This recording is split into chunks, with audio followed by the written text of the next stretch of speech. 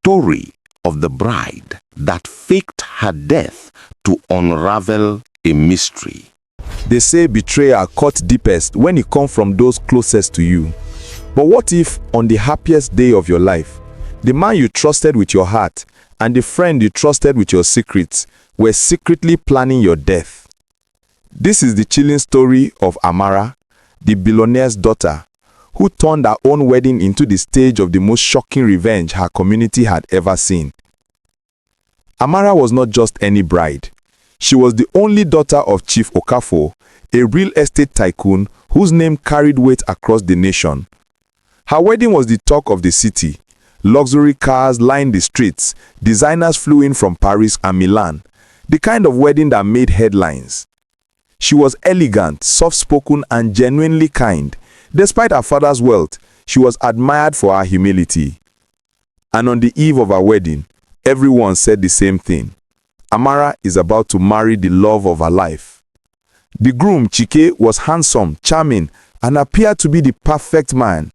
He had won her family's trust and swept Amara off her feet with sweet words and grand gestures. To everyone watching, they were the perfect couple. Among Amara's bridesmaids was Ifeoma, her childhood best friend, the one who knew all her secrets, the one she trusted with everything, the one she had chosen to stand beside her on the most important day of her life.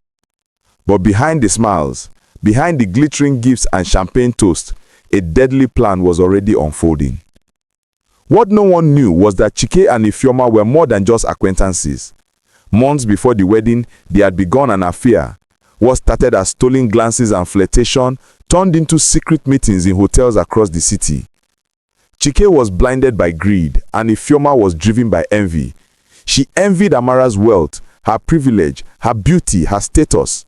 And Chike, he saw in Amara not love, but a golden ticket to unimaginable riches. One evening, in the privacy of a luxury hotel suite, Chike laid out his sinister plan to Ifeoma. All I have to do is marry her, he whispered.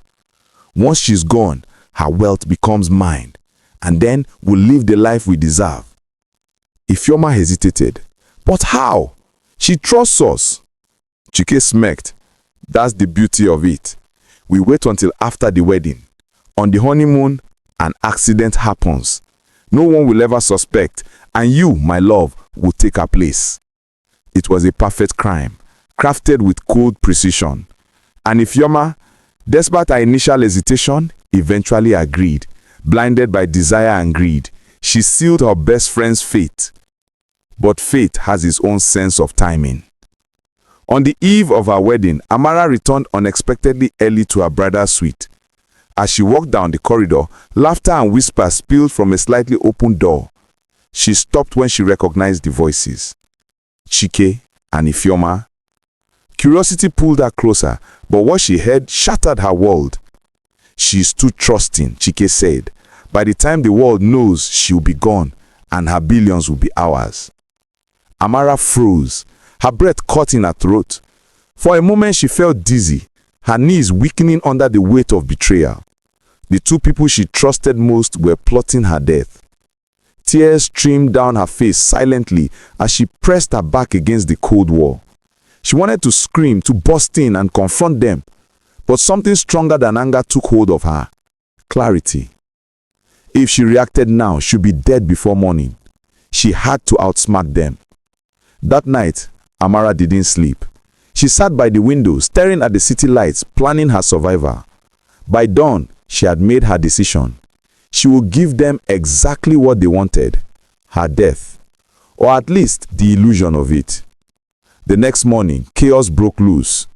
Amara has collapsed, one of the maids screamed. The house erupted in panic. Doctors were rushed in. Family members wailed bitterly. The groom cried bitterly. Within hours, news spread across social media. The billionaire's daughter, Amara Okafor, tragically dies on her wedding day. The city went into mourning. Guests who had flown in from abroad packed their bags in shock. The grand wedding was cancelled. The family mansion was filled with the sound of grief. Chike and Ifeoma played their roles flawlessly. They wailed louder than everyone else, consoling the family, pretending to be devastated. But deep down, they were already celebrating. With Amara gone, the inheritance would soon follow. What no one knew was that Amara was alive. With the help of her father's most trusted staff, she had staged everything. The collapse, the fake doctors, the quiet removal of her body. She watched from a safe house as the world mourned her. And as she watched Chike and Ifeoma's crocodile tears on television, her resolve hardened. They thought she was gone, but she was coming back. Days turned into weeks. Gossip filled the air. Some whispered that Amara had been poisoned. Others claimed it was a spiritual attack. Conspiracy theories spread like wildfire, each more outrageous than the last. Meanwhile, Chike began pressing the family to transfer certain assets to him, insisting it was Amara's dying wish. Ifeoma stayed close by, pretending to comfort the grieving parents. But cracks began to show. Neighbors noticed how quickly Chike and Ifeoma grew close. There were sightings of them holding hands in private. Their grief looked more like relief. The community began to talk. "Something is not right," they whispered. And they were right. On what would have been her wedding day rescheduled as a memorial, the Okafor mansion was once again filled with guests, this time dressed in black.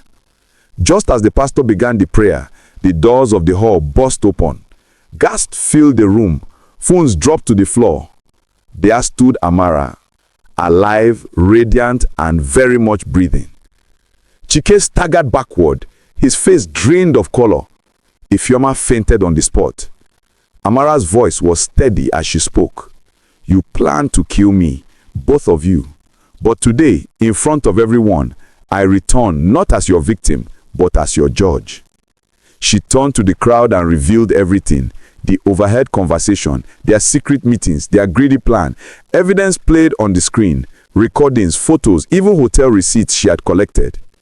The hall erupted. Family members cried, guests shouted in disbelief, and Chike fell to his knees begging for forgiveness. But there was no forgiveness left. By evening, police had arrived. Chike and Ifeoma were led away in handcuffs, their dreams of wealth turned to dust. The community hailed Amara as not just a survivor, but a woman of courage and wisdom. Her story became a warning, a lesson about betrayal and greed. And as she stood in the glow of the setting sun, Amara whispered to herself, "Love is patient, love is kind, but love should never be blind."